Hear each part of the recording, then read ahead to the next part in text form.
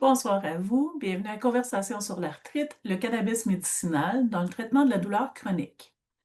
Ce webinaire est un moment très spécial pour nous parce que ce soir, la Société de l'arthrite du Canada célèbre sa 100e conférence de la série Arthritis Talks ou Conversation sur l'arthrite. Alors, on est vraiment heureux de souligner cette étape importante avec vous pendant ce webinaire qui est organisé en collaboration avec l'Association québécoise de la douleur chronique. Depuis nos débuts, plus de 450 000 participants en anglais et en français à travers le Canada ont pu profiter des conseils précieux de nos experts. Alors, on espère que cette rencontre vous sera tout aussi utile.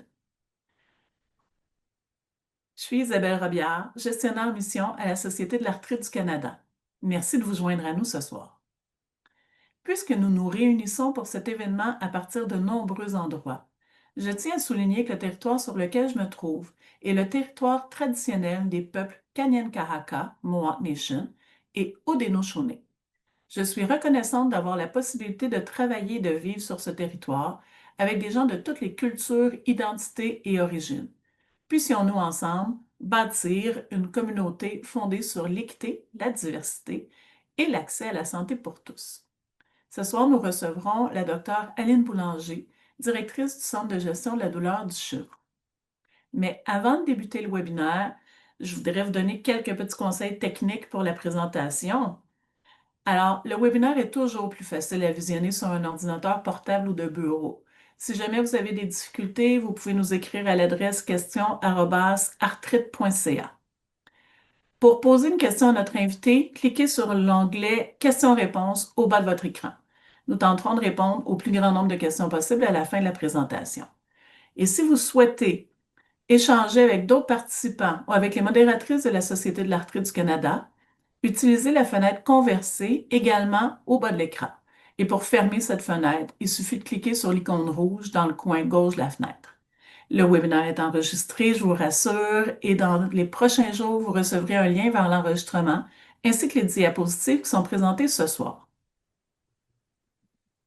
Alors, vivre avec la douleur chronique, c'est chercher chaque jour des moyens fiables pour la gérer. Le cannabis médicinal suscite beaucoup d'intérêt, mais aussi des questions. Dans ce webinaire, qui est offert en partenariat avec l'Association québécoise de la douleur chronique, la docteure Aline Boulanger va nous aider à mieux comprendre le cannabis utilisé à des fins médicales et la place qu'il peut occuper dans un plan de traitement. On va revenir en commençant sur certaines questions que nous avions reçues à l'avance et qui portaient des thèmes similaires. Nous passerons ensuite à une séance de questions-réponses en direct. Mais je vous rappelle que le webinaire a une portée générale. On ne peut donc pas traiter de cas individuels ni fournir de recommandations personnalisées. Mais on est convaincu que les informations que nous allons partager ce soir vont vous aider à en discuter avec des professionnels de la santé et à obtenir des conseils qui sont adaptés à votre situation. Alors, bienvenue, docteur Boulanger.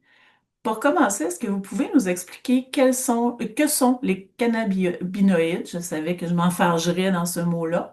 Et comment est-ce qu'ils peuvent agir sur la douleur? Alors, merci de l'invitation et je souhaite une bonne année 2026 à tous les participants.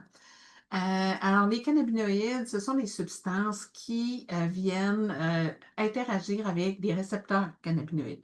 À vrai dire, on connaît tous des opioïdes, donc les narcotiques qui viennent interagir avec au niveau du corps des récepteurs opioïdes. Alors, dans le système cannabinoïde, on a exactement la même situation où on va avoir différentes substances qui vont venir activer des récepteurs qu'on a au niveau de notre corps.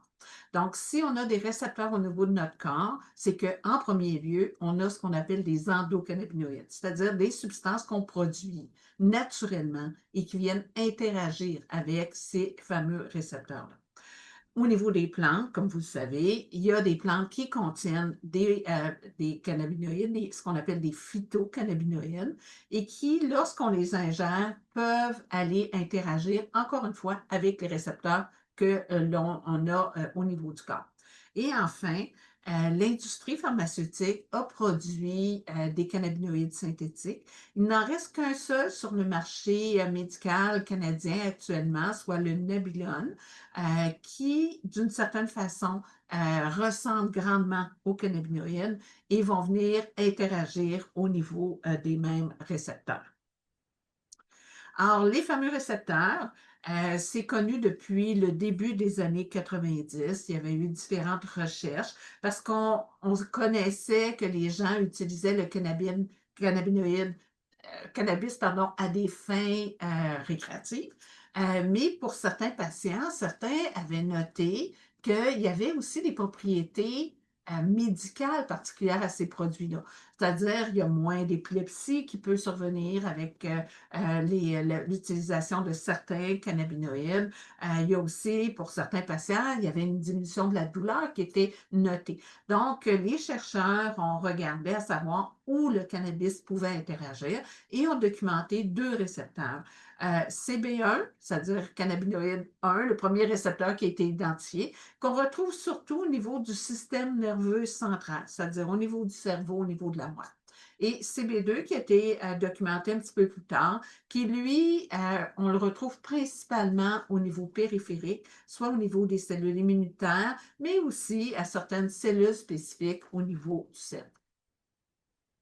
Alors, quels sont les fameux cannabinoïdes végétales qui vont avoir permis de documenter des effets au niveau analgésique? Bien, on en connaît deux, principalement, le delta-9 tétrohydrocannabinol, le THC. Alors, cette substance-là, c'est elle qui, lorsque les patients le consomment de façon récréative, va provoquer des effets euphorisants.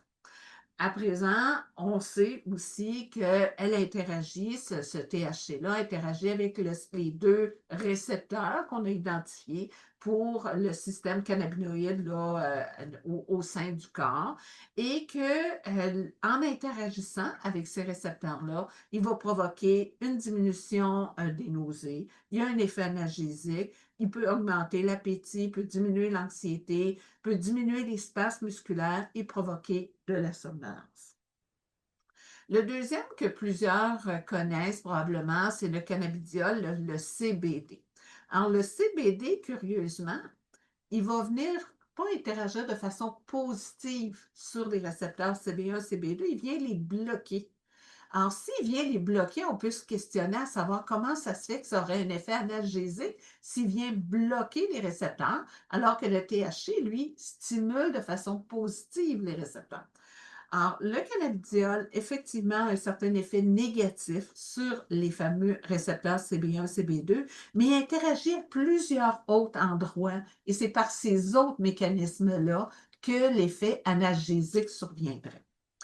On comprendra aussi que certains des effets négatifs du THC vont être bloqués par le cannabidiol, par le CBD.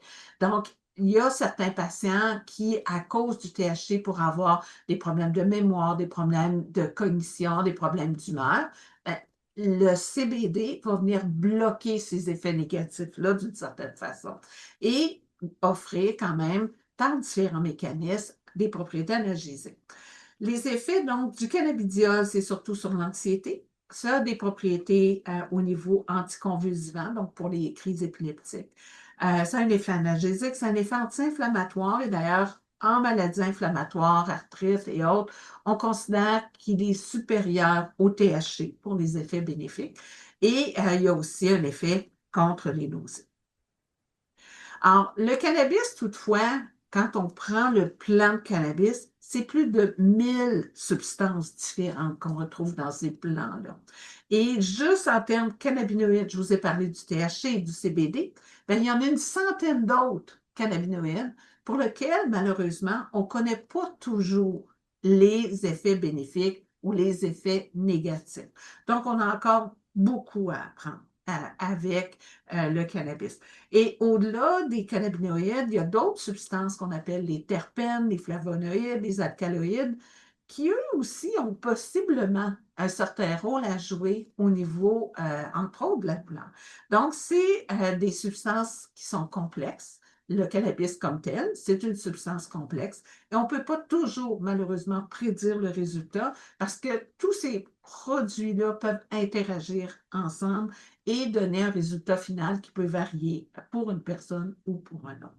Donc, est-ce qu'on peut prédire les effets? C'est généralement très difficile. Pourquoi?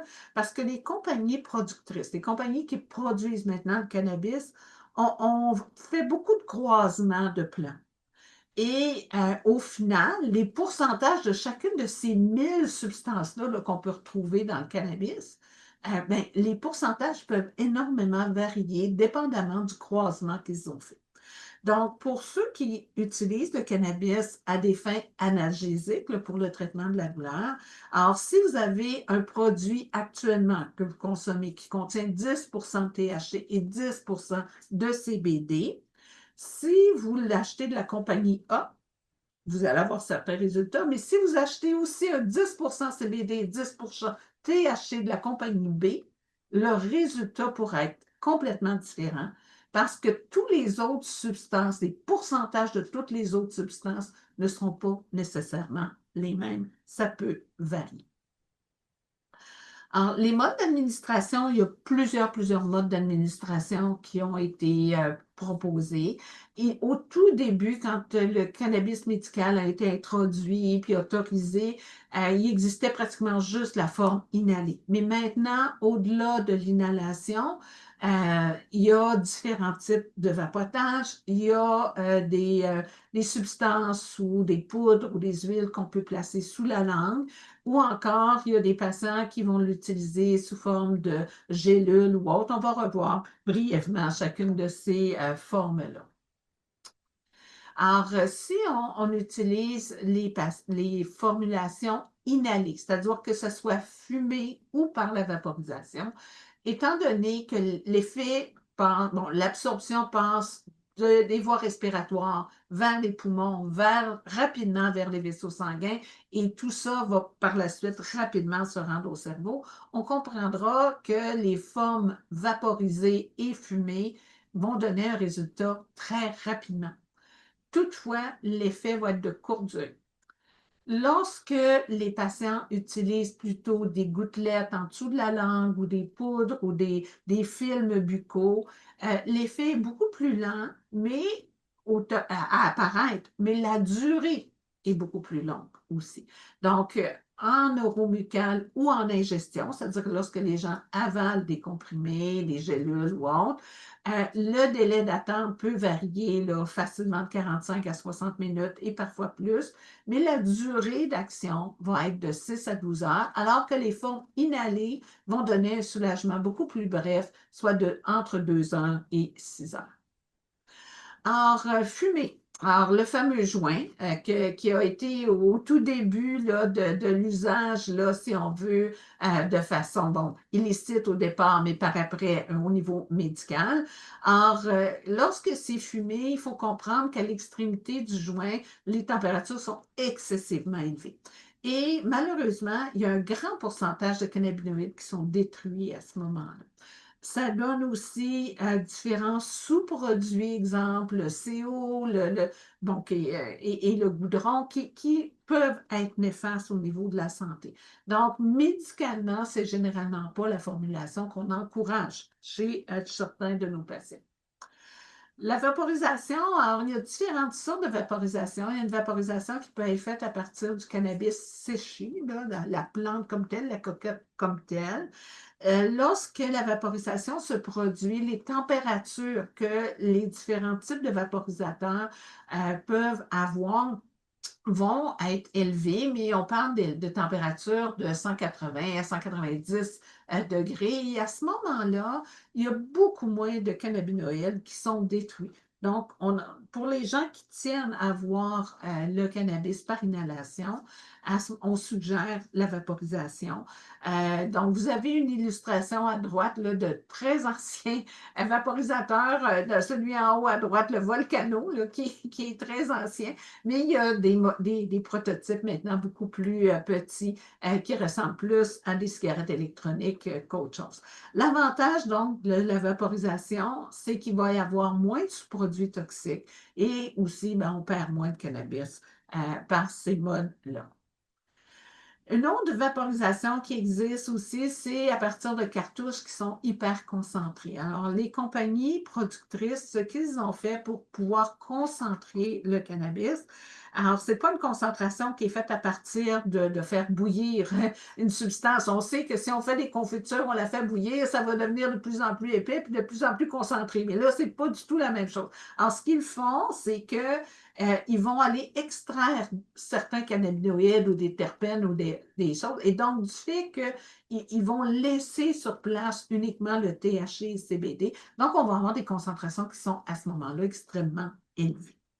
Alors, c'est des produits qui viennent donc dans ces cartouches-là concentrées avec une batterie et généralement, l'individu va avoir à prendre juste une inhalation souvent parce que c'est extrêmement concentré et ça permet donc d'avoir un effet avec des très petits temps de vaporisation comme tel.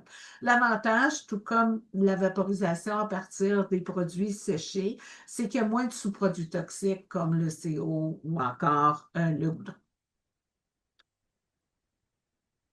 Alors, les formes oro-buccales, elles, ben, ça peut être soit des films buccaux. Donc, maintenant, l'industrie a produit des petits films qui peuvent être accolés à l'intérieur de la bouche et qui vont se dissoudre progressivement. Une partie va être avalée, mais une grande partie va être absorbée à travers la muqueuse buccale et donc va provoquer un effet à ce moment-là clinique qui va être plus lent qu'en inhalation, parce qu'on sait qu'en inhalation, c'est ce qui est le plus rapide, mais il y a quand même une accélération par rapport à la forme ingérée. C'est-à-dire que si vous avalez des gélules, le temps que ça passe à l'estomac, que ça soit absorbé, il y a quand même un délai qui est beaucoup plus grand. Mais avec la forme orobuccale, il y a une partie qui va être absorbée directement à travers la membrane à l'intérieur de la joue et ça va être plus rapide. Donc, ça peut être des gouttes, ça peut être des poudres que les patients peuvent dissoudre, ça peut être un vaporisateur buccal aussi que les gens projettent directement à l'intérieur de la joue ou encore les timbres buccaux dont je vous parlais tout à l'heure. Les formulations orales, ben, elles, il y a les huiles, il y a les gélules, il y a il y a des boissons alcoolisées, il y a des jujubes, il y a des biscuits, des bonbons, il y a plein de choses que l'industrie produit et qui, à ce moment-là, est sous forme là, ingérée orale.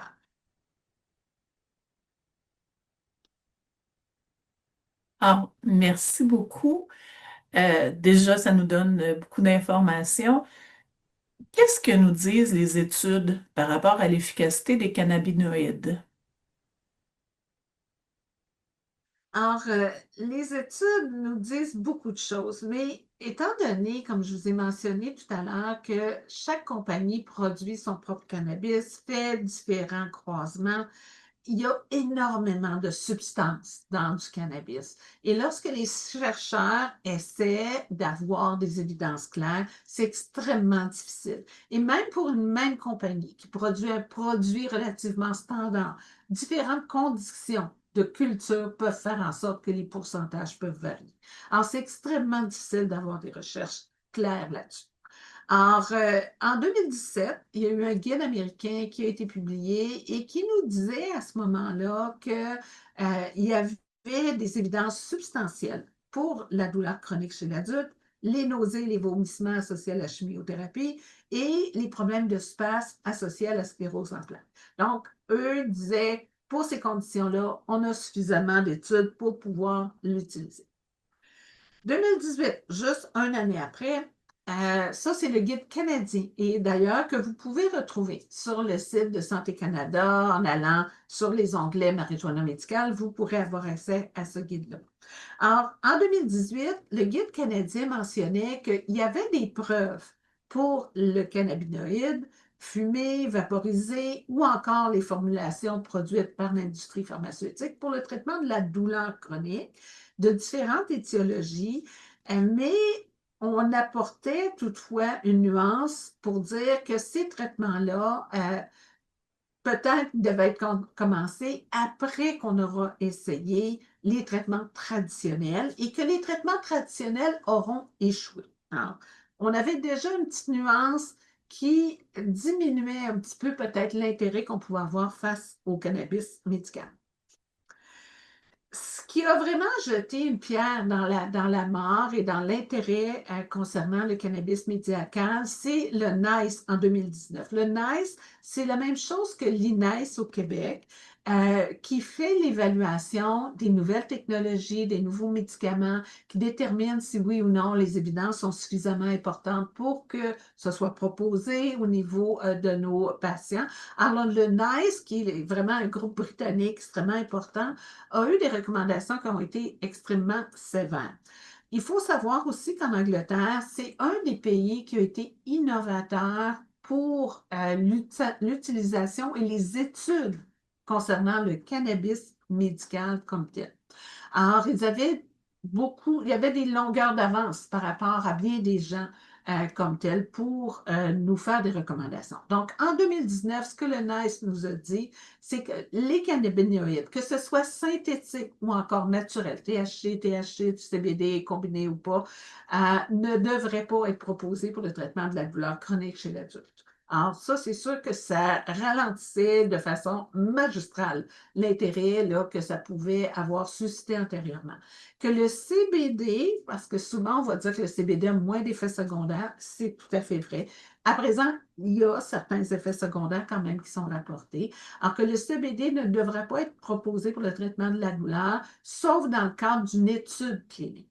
Et que les patients qui ont commencé à utiliser le cannabis pour des raisons médicales, donc avant novembre 2019, devraient pouvoir continuer le traitement jusqu'au moment où le clinicien, le médecin, juge approprié de l'arrêter. Mais il n'était pas recommandé de commencer ce produit-là chez les patients.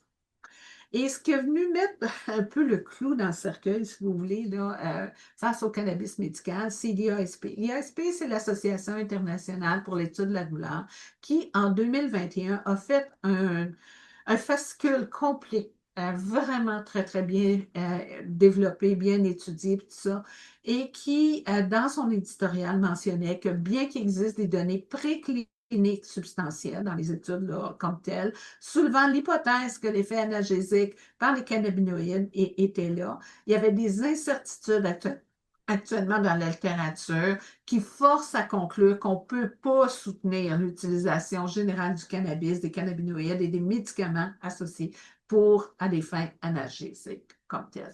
Donc, c'est sûr qu'à ce moment-là, ça remettait en question beaucoup le rôle que le cannabis pouvait avoir.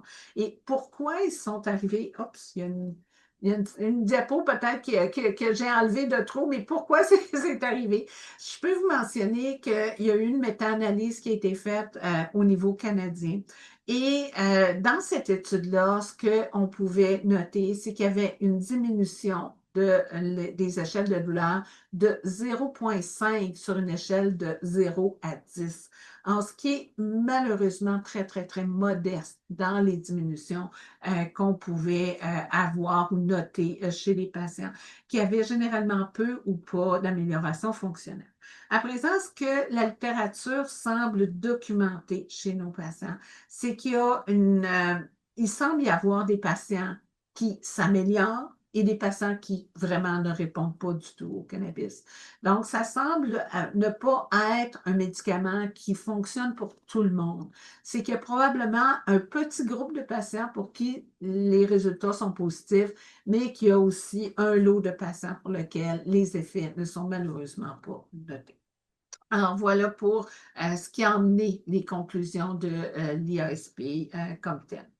Alors, les directives que les médecins maintenant reçoivent pour la prescription du cannabis, c'est géré, entre autres au Québec, par le Collège des médecins, mais il y a aussi des règles canadiennes pour pouvoir s'inscrire, puis je vais vous montrer comment normalement ça doit être fait. Alors, au niveau du Collège des médecins, c'est que, il faut s'assurer que les molécules proposées dans les guides de pratique soient utilisées en premier et que lorsqu'il y a un échec, là, à ce moment-là, oui, on pourrait considérer le cannabis médical. L'évaluation médicale doit être complète, elle doit être en personne. Bon, Le guide avait été produit juste avant la pandémie et par après, on sait qu'il y a eu beaucoup de rendez-vous qui ont été faits par voie électronique, téléphone, Teams, Zoom, etc. Bon. Mais il demeure que ce qu'on doit comprendre de ça, c'est qu'il faut que le médecin qui le prescrit, ce soit le médecin traitant du patient, que ce soit quelqu'un qui le connaisse bien et non pas un service, parce que malheureusement, ça existe, offert en ligne par des médecins et qui généralement se font payer pour avoir une prescription, qui ne connaissent à peu près pas le patient et qui vont prescrire à ce moment-là le cannabis là, à des fins purement euh, financières. Alors, donc, il faut qu'il y ait une évaluation au niveau du dossier médical et que le médecin ou l'infirmière IPS, parce que ça peut être une IPS, connaisse bien le patient. Donc, il faut aussi informer le patient des effets indésirables et des risques que le cannabis peut provoquer. Il va être suggéré de commencer avec des faibles doses, d'augmenter progressivement et le premier suivi doit se faire minimalement dans les 3 premiers mois et par après, ça peut être une fois par année. Il faut mettre au dossier les informations recueillies et on doit tenir aussi un registre des patients à qui on prescrit le cannabis. Alors, l'autre élément aussi, il ne faut pas facturer les documents. C'est interdit, c'est considéré comme une prescription. Donc, à ce moment-là, ça ne peut pas être, on ne peut pas charger comme médecin pour faire une prescription. Et même chose pour remplir le document d'autorisation, on n'est pas autorisé à charger le patient. Le patient doit choisir lui-même sa compagnie. Bon, il y a certains professionnels qui ont initié des cliniques qui étaient subventionnés par différentes compagnies. Nécessairement, ces professionnels-là encourageaient ou suggéraient des compagnies. Alors, ça doit être le choix du patient. Et si le médecin a un intérêt financier dans l'entreprise qui produit le cannabis, il doit en informer le patient. Alors, c'est quoi les règles au niveau de Santé Canada pour pouvoir obtenir du cannabis par prescription, si on veut? Alors, le patient doit consulter un professionnel autorisé. Alors, au Québec, c'est soit le médecin ou une infirmière praticienne spécialisée, une IPS. Le professionnel de la santé, s'il juge que c'est approprié que le patient utilise le cannabis médical, va compléter un formulaire, le transmettre à la compagnie productrice et le patient, lui, de son côté, s'inscrira auprès de la compagnie productrice qu'il aura choisie. Puis, lorsque la compagnie productrice a à la fois l'inscription du patient et la prescription du médecin, il communique avec le patient pour pouvoir fournir le cannabis. Merci beaucoup. Euh, Qu'est-ce qui est important à connaître comme détail quand on envisage d'utiliser du cannabis à des fins médicales? Alors, c'est sûr qu'on espère toujours qu'il va y avoir des effets bénéfiques. Et il y a certains patients qui, oui, sincèrement, ont des effets qui semblent tout à fait bénéfiques, soit au niveau de la douleur, de l'anxiété, du sommeil. Il y a différents aspects que ça peut aider au niveau du patient. Mais malheureusement, il y a certains éléments qu'il faut connaître. Beaucoup de gens m'ont demandé des prescriptions en pensant que ça allait être remboursé par la RAMQ. Alors, ce n'est pas remboursé. Au niveau de la Régie d'assurance maladie du Québec, l'organisme qui rembourse la plupart des médicaments pour les patients au niveau du Québec, ils ne reconnaissent pas le cannabis comme étant un médicament, comme étant un traitement. Donc, ce n'est pas remboursé par la RAMQ et il n'y a pas moyen de faire de demande de médicaments d'exception, quoi que ce soit. Du fait que ça n'est pas reconnu comme un médicament, ça ne peut pas être remboursé. La conduite automobile, il faut savoir aussi que les mêmes règles en principe que ce qui est la consommation récréative vont s'appliquer aussi aux gens qui consomment à des fins de douleur. Et donc, si jamais vous êtes arrêté et que de toute évidence, parce que vous aviez consommé en inhalation, il y avait un effet sédatif important ou quoi que ce soit, que le policier note, bien, vous pouvez avoir les mêmes règles que ceux qui ont consommé à des fins récréatives. Le voyage à l'extérieur du pays aussi n'est pas recommandé. La plupart des pays n'autorisent pas le cannabis à des fins médicales. Et donc, si vous atterrissez dans un pays qui ne le reconnaît pas, ben, vous pouvez être accusé d'importation de cannabis. Alors, c'est un problème. Et beaucoup de gens vont me dire, oui, mais aux États-Unis, il y a plein d'États américains qui l'autorisent, donc si je m'en vais là, pas de problème. Soyez prudents, c'est que les douanes américaines sont fédérales. Et donc, si à l'aéroport, lorsque vous partez de votre aéroport canadien et que vous vous en allez vers les États-Unis et qu'il y a du cannabis, même si c'est à raison médicale, est trouvé dans vos bagages, ben, malheureusement, vous pourriez être accusé d'importation. Alors, c'est vraiment un problème. Il faut qu'on soit prudent dans ces situations-là. Alors, est-ce que le cannabis, c'est un produit qui est safe, sécuritaire, parce que c'est naturel? Il y a beaucoup de gens qui m'ont dit, ah, c'est naturel, c'est sécuritaire pour moi. Il y a des interactions entre le cannabis et d'autres substances. C'est un produit qui est actif, le cannabis, et donc, oui, il peut y avoir des interactions. Ce qu'il faut retenir de la diapo ici, parce que il y a des situations où le cannabis amplifie l'effet d'un médicament. Il y a parfois, le cannabis va diminuer l'effet d'un médicament que vous prenez. Donc, ce qu'il faut retenir, c'est que si vous consommez du cannabis à des fins analgésiques ou autres, parlez-en à votre pharmacien pour qu'il vérifie, voir s'il n'y a pas un problème potentiel avec les autres médicaments que vous prenez. Les effets secondaires, il y en a quand même beaucoup. Généralement, c'est des effets relativement légers. Donc, il y a 20 des patients qui déclarent des effets secondaires avec la consommation du cannabis et dans 81,6 du temps, c'est léger. Alors, à quoi ça ressemble? Ben, c'est de la somnolence, des étourdissements, il y a la bouche sèche, il peut y avoir de la fatigue, il peut y avoir plus de tachycardie, donc une accélération du rythme cardiaque, il peut y avoir des chutes de pression qui peuvent survenir, surtout, entre autres, quand les patients passent de couché à assis ou assis à debout, donc ça peut être plus fragile à ce moment-là. À l'inverse, on sait que le cannabis peut aider pour les nausées, mais elle peut en provoquer. Alors, il y a autour de 5 des patients qui peuvent avoir des nausées et des vomissements. De l'anxiété, il peut y avoir aussi diminution de la capacité de concentration, une augmentation de l'appétit, mais il peut y avoir aussi des bad trips. Il y a des gens qui vraiment tolèrent très, très mal le cannabis comme tel. La dépendance, est-ce que c'est possible de devenir dépendant? Oui, c'est possible de devenir dépendant. C'est surtout le lot des gens qui consomment de façon importante, mais oui, c'est malheureusement possible. Et donc, on va le voir tout à l'heure, il peut y avoir des réactions de sevrage aussi. Pour les gens qui en prennent de façon régulière, à bonne dose, lorsqu'ils arrêtent, il peut y avoir des réactions de sevrage qui vont survenir. Les chiffres exacts concernant la dépendance, on ne les connaît pas. Bon, selon d'anciens critères pour la dépendance, on parlait de 21 mais on a des nouveaux critères là, pour déterminer ce qu'on appelle la dépendance. Donc, les chiffres exacts, on ne les connaît pas actuellement pour la dépendance. Il peut y avoir donc des troubles aigus qui peuvent survenir, d'intoxication, des troubles subaigus avec l'anxiété, comme je mentionnais, des psychoses. Alors, il y a des éléments, à vrai dire, c'est une des contre-indications, on va le voir tantôt, pour le cannabis. Donc, chez les gens qui ont déjà fait une psychose ou s'il y en a dans la famille, il n'est pas du tout recommandé d'utiliser le cannabis médical.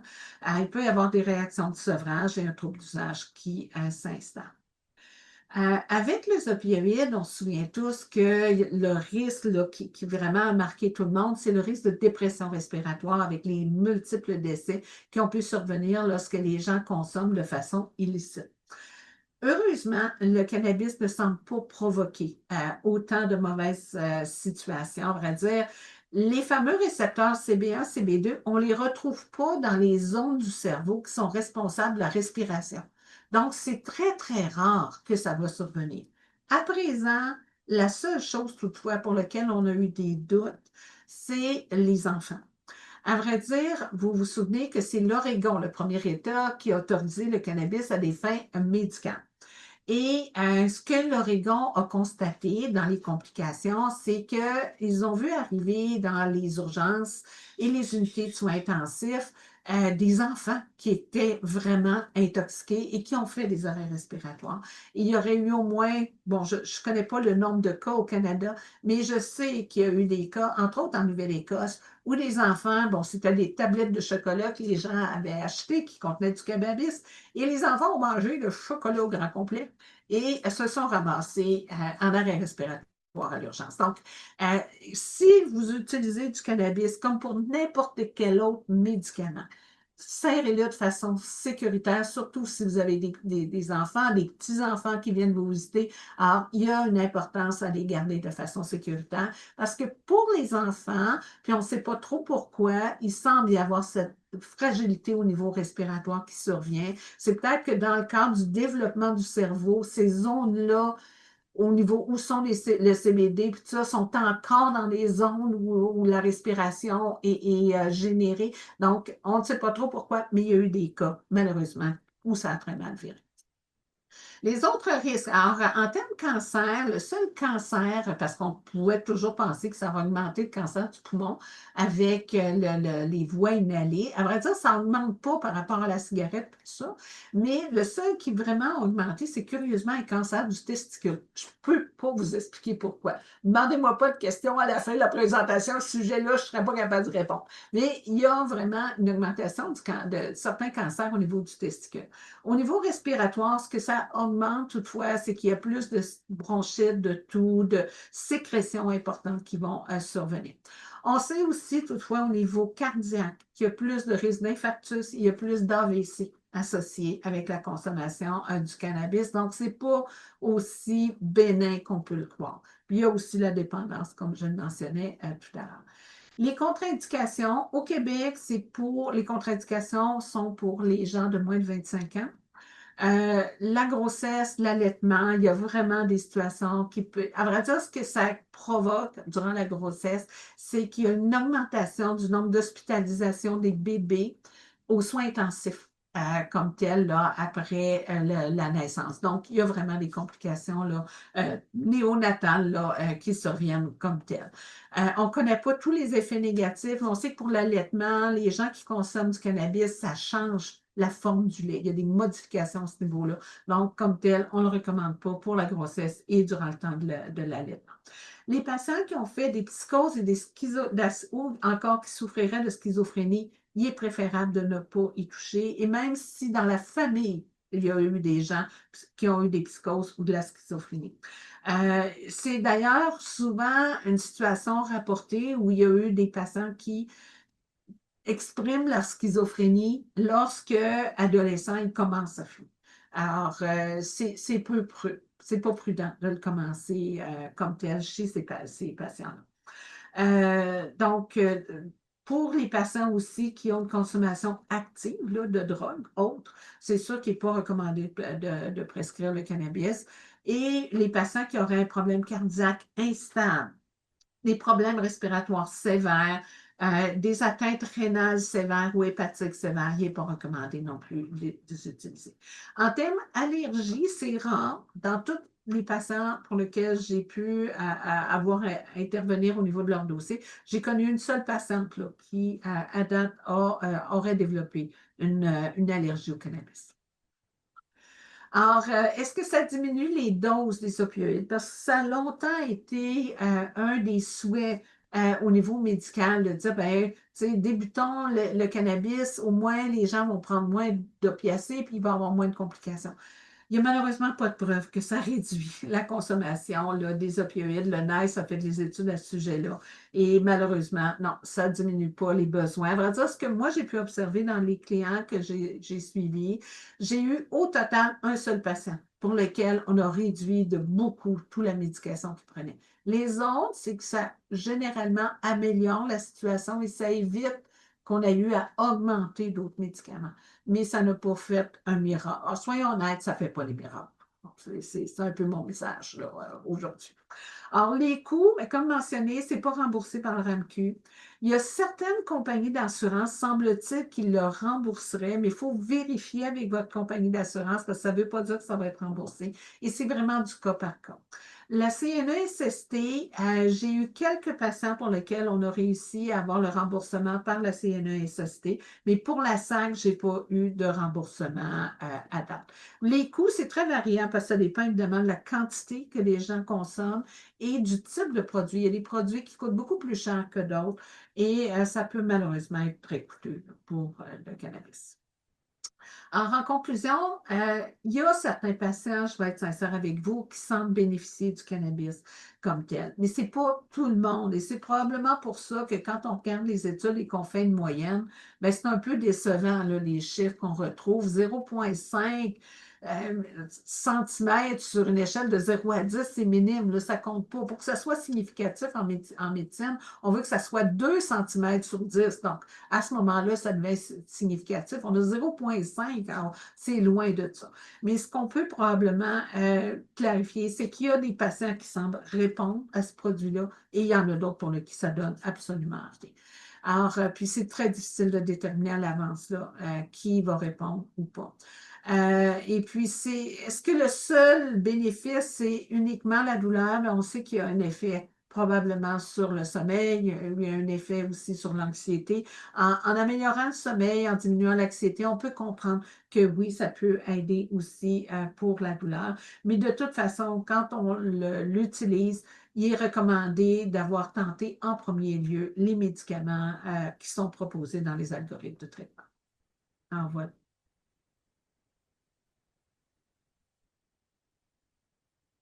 Ah, merci beaucoup, docteur Boulanger. On a reçu beaucoup de questions pendant et avant la présentation et pendant le webinaire. Avant de passer à la période de questions, je souhaite rappeler que notre invité d'aujourd'hui ne peut pas poser de diagnostic ni offrir de conseils médicaux spécialisés, personnalisés, en fait, pas spécialisés, mais bien personnalisés. Et comme c'est le cas à chaque webinaire, il y a toujours des questions. J'ai vu passer là, plusieurs questions. On ne pourra pas toutes les aborder, c'est certain.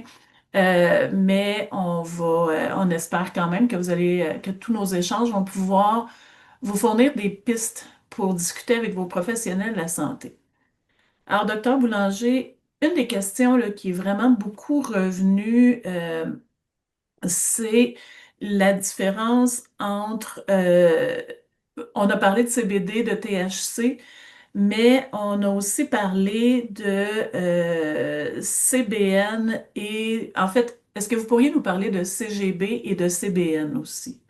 Faire OK. la différence un peu dans tout ça, là, parce que ça semblait être beaucoup, il y avait beaucoup de questions là-dedans. Oui. Ben, comme vous savez, il y a beaucoup de cannabinoïdes. Il y en a 120 cannabinoïdes qui existent. Et c'est sûr que l'industrie et les chercheurs, tranquillement, pas vite, essayent de mieux comprendre l'effet réel de chacune de ces substances-là comme telles. Il y en a qui sont précurseurs. Il y a certains de ces produits-là qui sont des précurseurs des cannabinoïdes. D'autres sont différents cannabinoïdes comme tels. Mais malheureusement, on n'a pas toujours exactement tous les modes d'action et les rôles que chacun de ces produits-là peuvent avoir. Donc, je ne pourrais pas m'étendre là, sur chacun des cannabinoïdes. J'ai pas. Il y a une des diapos que j'avais, que j'ai éliminée, mais qui contenait un peu différentes informations sur quel récepteur ça agit, que ça agit pas, tout ça. C'est extrêmement complexe, mais j'ai pas, je pourrais pas là, me lancer tout ça dans chacun de ces sous-produits-là. C'est sûr que l'industrie est très intéressée à vouloir se démarquer, à vouloir montrer que certaines substances qu'ils ont plus dans certains de leurs produits sont plus intéressants que d'autres. Mais comme tel, pour le moment, en termes médicaux, on est encore loin de pouvoir vraiment dire lesquels sont vraiment utiles et ne le seraient pas. Ça. Il y a encore beaucoup, beaucoup de recherches à avoir pour ces différents produits-là. Parfait. Et euh, est-ce que, en fait, il y a une question là, qui vient de passer, puis que je trouve que c'est important qu'on adresse. Pourquoi est-ce qu'on ne réfère pas directement à la SQDC? OK. C'est que la SQDC, son rôle, c'est un rôle qui est récréatif.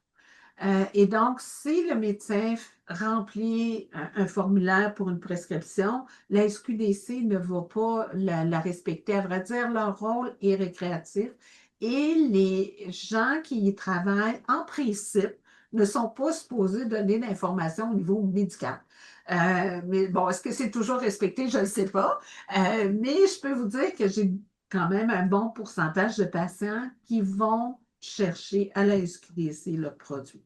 Pourquoi ils vont directement à la SQDC? Un, c'est les mêmes produits que l'industrie au niveau médical. C'est les mêmes compagnies, c'est les mêmes produits. Il n'y a pas vraiment, même souvent, ils ont le même nom. Fait que il y a pas de problème là-dessus. C'est la même chose. Alors, j'ai des patients qui vont là. Pourquoi? Ben, c'est que souvent, ça peut coûter un peu moins cher que lorsque on y va du côté médical. Pourquoi ça coûte moins cher? C'est que la SQDC achète en très gros volume et donc nécessairement réussit à avoir des meilleurs prix. Donc, ça peut coûter moins cher. Le désavantage, toutefois, c'est que vous n'aurez pas accès à tout l'ensemble de ce que les compagnies productrices font. Alors, si vous choisissez une compagnie, vous allez voir tous les produits qu'elle offre, ben, il y en a beaucoup qui vont être produits. Donc, parce que la SQDC va acheter juste certains produits inhalés de la compagnie A, certaines gélules de la compagnie B, et donc il va y avoir comme ça un nombre un peu plus limité. Alors que si vous êtes du côté médical, généralement, il va y avoir un petit peu plus là, qui va être disponible. L'autre élément aussi, c'est que avec la SQDC, il y a un nombre de milligrammes maximum que les gens peuvent acheter mensuellement. Et lorsque c'est médical, le nombre de milligrammes augmente là, on peut donner des plus hautes doses. Mais au total, la plupart des gens ne nécessitent pas de très hautes doses de cannabis pour les effets bénéfiques. Et une question aussi qui est beaucoup revenue, là. Souvent, les gens disaient, est-ce que ça s'applique pour tel type d'arthrite? Est-ce que ça s'applique pour... Est-ce que le cannabis ralentit ou arrête la progression de l'arthrite ou de la maladie ou c'est vraiment strictement un analgésique dans le soulagement de la douleur? À ma connaissance, mais je ne suis pas au courant peut-être de toute la littérature mondiale, là, mais à ma connaissance, il n'y a pas vraiment d'effet pour ralentir ou arrêter la progression de la maladie au niveau de l'arthrite. C'est que c'est un peu un produit un peu comme un opioïde là, qui va soulager de façon plus générale la douleur. À présent, si on regarde d'autres maladies, en épilepsie, entre autres, le CBD, avec des produits uniquement de CBD, il y a des types d'épilepsie rares chez l'enfant qui peuvent être contrôlés par ça. Mais ça n'arrêtera pas la maladie encore là, mais ça va faire en sorte que les crises épileptiques vont arrêter. Mais au niveau médical, à ma connaissance, en arthrose arthrite, il n'y a pas d'impact sur la progression de la maladie. C'est vraiment un effet analgésique. Parfait. Et comment est-ce qu'on détermine le dosage du cannabis? Est-ce que ça a un lien avec le poids corporel? Est-ce que ça a un lien, en fait, comment est-ce qu'on le détermine? Non, c'est généralement, bon, il y a des médecins qui vont généralement dire on commence toujours avec le CBD, on augmente jusqu'à tant de milligrammes et on commence toujours à des très faibles doses parce que curieusement, ça n'a pas rapport au poids, ça n'a pas rapport à l'intensité de la douleur ou quoi que ce soit. OK? Alors, il peut y avoir des patients qui vont avoir une très belle réponse analgésique à des très faibles doses. Mais ce que certains médecins vont dire, ben, on commence avec du CBD, on augmente tranquillement pas vite. Et si on atteint telle dose, là, on va suggérer d'introduire le THC en plus du CBD. Donc, il y aura les deux, puis tranquillement pas vite, encore là, on augmente le THC. C'est une façon intéressante. Moi, ce que j'ai tendance à faire parce que j'en ai pas des centaines de patients, il faut le reconnaître, là, mais dans ceux qui utilisent le cannabis, généralement, quand je fais face à un patient qui a une douleur neuropathique, ou c'est plus les nerfs qui ont des problèmes qui sont atteints, je vais commencer avec le THC, avec des toutes petites doses pour monter tranquillement pas vite.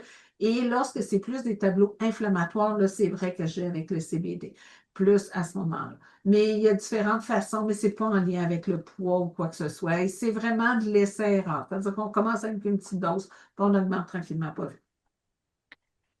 Une, Je vais peut-être essayer là, une petite dernière question avant qu'on parle de la QDC. Euh, j'ai vu passer beaucoup de questions. Est-ce que le cannabis peut aussi être utilisé dans le cas de fibromyalgie? Il peut être utilisé, à vrai dire, pour toute condition douloureuse. Donc, il n'y a pas de contre-indication comme telle. Il y a pas, il y a certaines études qui, d'ailleurs, semblaient dire que oui, ça fonctionnait relativement bien en fibromyalgie. Curieusement, certaines études semblaient tendre vers le THC plus que le CBD dans ces situations-là. Mais bon, il y aurait un effet bénéfique. Mais ce n'est pas à tous les patients qui ça convient encore là. Et ça peut être essayé, mais ce n'est pas un miracle là, à lequel on peut s'attendre. Mais oui, ça peut être utilisé. Puis, je vous avais dit que c'était une dernière, mais là, ça va être une vraie dernière. Est-ce que le cannabis est pris de façon ponctuelle lorsqu'on a une augmentation de la douleur ou s'il faut plutôt le prendre de façon régulière? J'ai des patients qui ont les deux. À vrai dire, j'ai des patients qui ont plus des tableaux de douleur qui viennent en crise. Et à ce moment-là, ce que ces patients-là privilégient, c'est l'usage en inhalation. Alors, soit vapoter, bon, fumer pour certains patients, là, même si je ne l'encourage pas, mais ça va être plus du vapotage puis tout ça. Alors que les patients qui ont des douleurs plus chroniques, constantes, vont généralement le prendre de façon un petit peu plus régulière au cours de la journée et tout ça. Bon, eh bien, merci beaucoup, beaucoup pour toutes ces réponses, Dr Boulanger.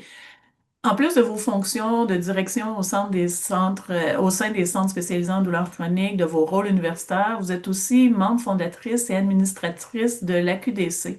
Et on a le plaisir d'accueillir Geneviève Couture, qui est la directrice générale de l'association. Alors, on va, si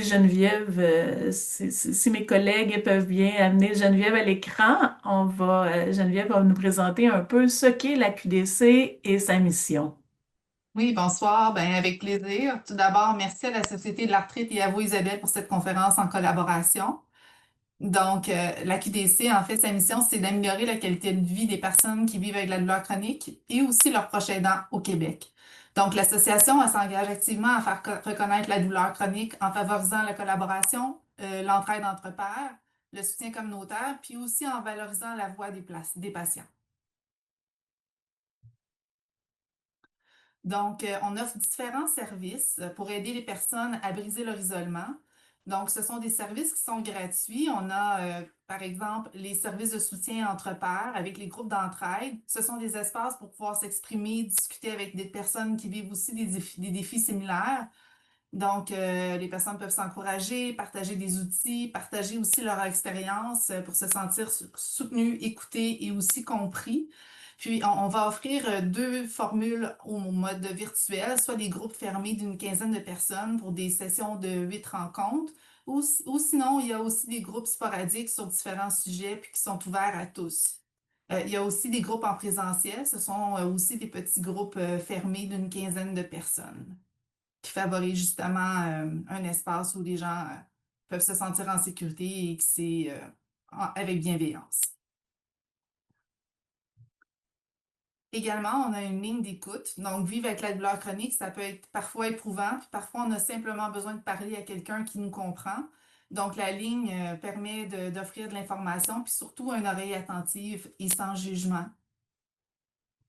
Dans nos autres services, on a également les conférences provinciales. Ce sont des conférences un peu comme similaires à la Société de l'arthrite, qui sont présentées par des professionnels de la santé, aussi des chercheurs. Ces séries de conférences-là sont mensuelles. Ils explorent les principales stratégies en autogestion de la douleur, allant par exemple des activités physiques aux saines habitudes de vie, également le sommeil et bien plus. C'est vraiment une formule qui est très appréciée. Également, la QDC offre différentes ressources. C'est vraiment le site douleurquebec.ca. C'est une véritable référence pour mieux comprendre puis gérer la douleur chronique, en favorisant justement des outils d'autogestion comme des répertoires, des brochures, des ouvrages collaboratifs, des rediffusions de conférences, puis des liens aussi sur les plans d'action en douleur chronique.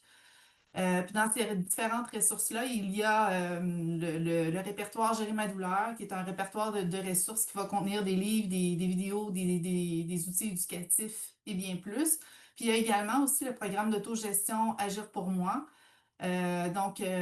Aussi, la QDC, très bientôt, va former des groupes, un groupe d'entraide cet hiver pour que les participants qui participent à ce programme-là puissent aussi avoir un groupe de discussion.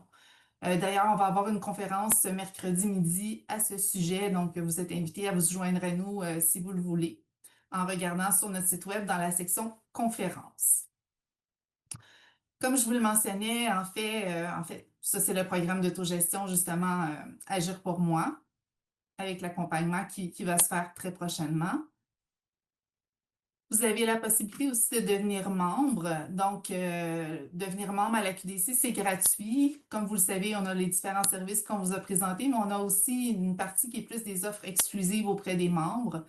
Tous les services, l'adhésion sont également gratuits, puis vous avez la chance de pouvoir vous inscrire sur le site de la QDC. Que vous soyez patient ou proche aidant, c'est certain que vous pourrez y trouver votre compte. Alors, plus d'infos sur Douleur Québec. On a aussi une page LinkedIn, une page Facebook et aussi également, on a une chaîne YouTube sur laquelle vous pourrez retrouver différentes rediffusions. Alors, merci, puis n'hésitez pas à nous contacter pour plus d'informations. Geneviève, avant que vous fermiez votre micro, on a une question, peut-être que vous ne pourrez pas nous répondre d'emblée, là, parce que vous n'aurez peut-être pas l'information par cœur, mais les groupes, les groupes en présentiel, est-ce que vous avez une idée des différentes villes dans lesquelles ils sont disponibles? Oui, en fait, on va annoncer de la programmation, mais en fait, présentement, on a des groupes qui sont plus dans le coin de Rimouski. On a eu des groupes à Sept-Îles, mais prochainement, on travaille justement à ajouter des nouveaux groupes, principalement à Montréal, entre autres. Eh bien, merci beaucoup de nous avoir offert ces renseignements-là par rapport aux services de la QDC qui sont très complémentaires à ceux de la Société de l'arthrite. Alors, au nom de la Société de l'arthrite du Canada, des participants de ce soir, je vous remercie toutes les deux d'avoir accepté de nous offrir ces renseignements importants et de répondre à toutes ces questions-là. Je sais aussi qu'on a eu beaucoup de questions par rapport à l'interaction dans les médicaments. Je veux juste rappeler là, que Dr Boulanger a suggéré d'en parler. En fait, non seulement suggéré, là, mais il est très fortement recommandé d'en discuter avec vos pharmaciens. Alors, pour ceux qui sont parmi nous ce soir, on aimerait avoir vos impressions sur la présentation. Vous devriez voir apparaître un court sondage à l'écran. Je vous demanderai donc de choisir la réponse qui représente votre opinion. La question, c'est: je me sens mieux informée, outillée après avoir participé à ce webinaire.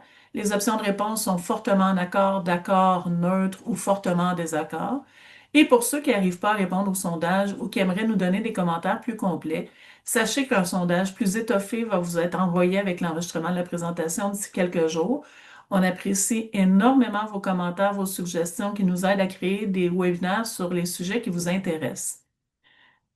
Alors, évidemment que pour offrir des webinaires de qualité et se rendre à 100 aujourd'hui et accélérer la recherche, on a besoin de personnes qui veulent agir pour combattre le feu de l'arthrite. Alors, vous pouvez apporter votre contribution si c'est possible pour vous en faisant un don à arthrite.ca/donner. On a aussi nos groupes de soutien qui offrent un espace où on peut discuter, poser des questions, découvrir de nouvelles stratégies pour mieux vivre avec l'arthrite. Participer à ces rencontres vous permet de bénéficier des idées, du soutien des personnes qui vivent des situations similaires aux vôtres. Alors, on vous invite à vous inscrire dès maintenant à une prochaine séance sur arthrite.jnap.com. Et je suis certaine que le prochain webinaire va aussi beaucoup vous intéresser parce qu'on sait que la fatigue fait souvent partie du quotidien des personnes qui vivent avec une condition chronique comme l'arthrite ou l'arthrose. Alors, pour découvrir des stratégies pour mieux la gérer, puis je dis l'arthrite, l'arthrose, mais ça inclut la fibromyalgie et plusieurs autres formes. Donc, pour découvrir des stratégies pour mieux la gérer, on vous invite à vous joindre à nous le 11 février pour une rencontre avec Marie-Michèle Bertrand, qui est ergothérapeute et qui va nous donner des stratégies pour gérer la fatigue. Euh, le lien vers l'inscription n'est pas encore disponible, mais surveillez votre boîte courriel. Lorsque vous allez, je vais m'assurer qu'on le mette avec le courriel de suivi par rapport à cette conférence-là, donc que vous devriez recevoir en début de semaine prochaine. On remercie tous nos commanditaires qui rendent ces présentations possibles. Un énorme merci à Dr Boulanger et à Geneviève Couture de la QDC pour leur présence avec nous ce soir et en mon nom et au nom de toute l'équipe. Je vous remercie d'avoir été des nôtres et je vous souhaite une excellente fin de soirée.